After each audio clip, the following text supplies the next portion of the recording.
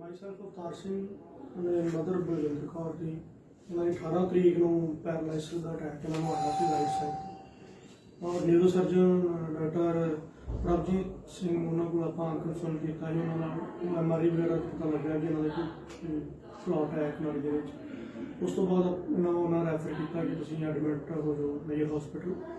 ਔਰ ਨਈਅਰ ਹਸਪੀਟਲ ਅੱਗੇ ਵੀ ਮੇਰਾ ਇੱਕ ਦੋ ਵਾਰ ਐਕਸਪੀਰੀਅੰਸ ਪਿਆ, ਕਿਉਂਕਿ ਮੇਰੇ ਫਾਦਰ ਸਾਹਿਬ ਨਹੀਂ ਠੀਕ, ਤਾਂ ਮੈਂ ਇੱਥੇ ਲੈ ਕੇ ਆਇਆ ਸੀਗਾ। ਔਰ ਇਹਨਾਂ ਦਾ ਜਿਹੜਾ ਸਟਾਫ ਹੈ ਬਹੁਤ ਹੀ ਜ਼ਿਆਦਾ ਵਧੀਆ, ਔਰ ਨੀਟ ਕਲੀਨ ਸਫਾਈ ਬਹੁਤ ਜ਼ਿਆਦਾ ਵਾ।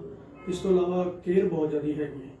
ਸੋ ਇਸ ਕਰਕੇ ਸਾਨੂੰ ਠੀਕ ਲੱਗਦਾ ਕਿ ਦੂਸਰੇ ਕੰਪੈਰੇਟਿਵ ਹਸਪੀਟਲਸ ਦੇ ਮੁਤਾਬਕ ਇੱਥੇ ਕੇਅਰ ਜਿਹੜੀ ਜ਼ਿਆਦਾ ਸਾਨੂੰ ਮਿਲਦੀ ਹੈ, ਸਾਰਾ ਕੰਫਰਟ ਜ਼ਿਆਦਾ ਜ਼ੋਰ ਮਿਲਦਾ ਔਰ ਮਰੀਜ਼ ਜਲਦੀ ਤੰਦਰੁਸਤ ਹੋ ਜਾਂਦਾ ਹੈ।